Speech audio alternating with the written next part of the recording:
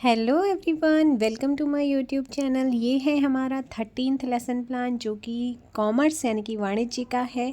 और इसका जो पूरा फॉर्मेट है वो आप देख सकते हैं। टॉपिक है हमारा प्रकरण यानी कि संग्रहण भंडारण की। हम यहाँ पे आज लेसन प्लान बनाने वाले हैं। बिजनेस स्टडी को कॉमर्स के अंदर मैंने लिया हुआ है, जिसमें हमारा जो फर्स्ट पॉइंट है वो है सामान्य उद्देश्य। सामान्य उद्देश्य पहले की तरह, पहले वाले लेसन प्लान की तरह पूर्ववत होते हैं। अगर आपके यहाँ करवाते हैं, आपको लिखने होते हैं तो आप ज़रूर लिखिएगा। फर्स्ट लेसन प्लान को उठा लीजिए। प्लेलिस्ट बनी हुई है, 45 लेसन प्लान ज़रूर वहाँ पे आपको मिलने वाले हैं। ये है 13th। उसके बाद विशिष्ट उद्देश्यों में ज्ञानात्मक के अंदर 2 पॉइंट्स हैं, बोधात्मक के अंदर 2 पॉइंट हैं और अनुप्रयोगात्मक के अंदर 1 पॉइंट हमारे यहाँ पे कराया जाता है। और सहायक सामग्री में देखिएगा, ये हर साल चेंज होता है और हमारे यहाँ पे भी हमारे टाइम पे हमारे जो टीचर्स हैं उन्होंने थोड़ा बहुत चेंज कराया था। जो सहायक सामग्री है उसे 2 पार्ट्स में डिवाइड किया, सामान्य और विशिष्ट। उसके अंदर सामान्य में जो हमारी डेली हम अपनी क्लास में यूज़ करते हैं, चाहे चौक हो, डस्टर हो, लपेट, शामपट हो या संकेतक हो, है ना। तो पॉइंटर, संकेतक मतलब पॉइंटर होता है। विशिष्ट में जो भी आपने चार्ट बनाया, कुछ भी जो भी आप यहाँ पर क्या है, TLM है, टीचिंग लर्निंग मटेरियल, जो भी आपने बनाया, चार्ट हो या फिर कोई भी आपने बनाया है, TLM। शिक्षण विधि पूछी गई है, पूर्व ज्ञान हमारा 5वां पॉइंट है। देन उसके बाद हमारा 6 पॉइंट आता है इंट्रोडक्टरी क्वेश्चन, और इंट्रोडक्टरी क्वेश्चन हमारा 6 पॉइंट है, जिसमें आपको मिनिमम 5 क्वेश्चन और मैक्सिमम आप 8 क्वेश्चन बना सकते हैं। बाकी आपके यहाँ पे क्या फॉर्मेट है वो आप अपने फॉर्मेट के अकॉर्डिंग करिएगा।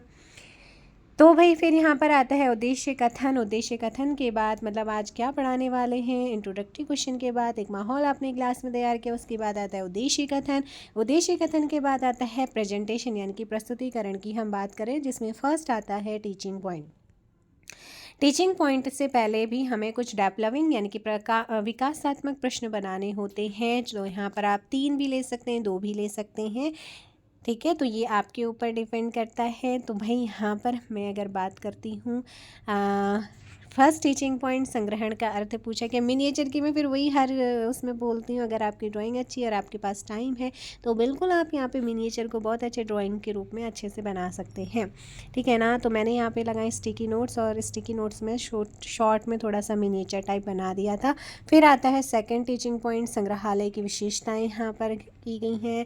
देन उसके बाद ये आपका चल रहा था, और थर्ड हमारा टीचिंग पॉइंट आ जाता है संग्रहण के कार्य, और फिर से मिनिएचर और लास्ट में क्वेश्चन। देन उसके बाद भाई यहाँ पर आता है हमारा 9th पॉइंट, जो कि है पुनरावृत्ति प्रश्न। ठीक है ना।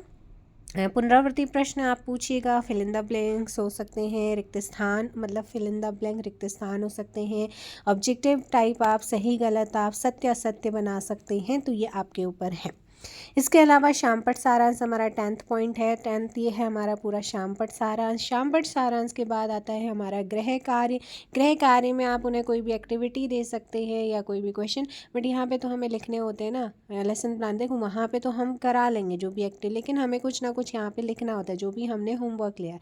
तो इसलिए मैंने तो क्वेश्चन डाल दिए थे, और फिर रेफरेंसेस हमें लिखना है कि आपने रेफरेंसेस यानी कि संदर्भ। तो मैंने कक्षा 9th जो व्यापारिक तत्व वाणिज्य की बुक है, मतलब वहाँ से चीज़ों को लिया हुआ है। चलो भाई मिलेंगे नेक्स्ट लेसन प्लान के साथ। इस लेसन प्लान में इतना ही था। नेक्स्ट रहने वाला है 14th आपका lesson plan. Thank you so much. जल्दी से वीडियो को लाइक और शेयर कर दीजिएगा। जय हिंद, जय भारत, जय उत्तराखंड।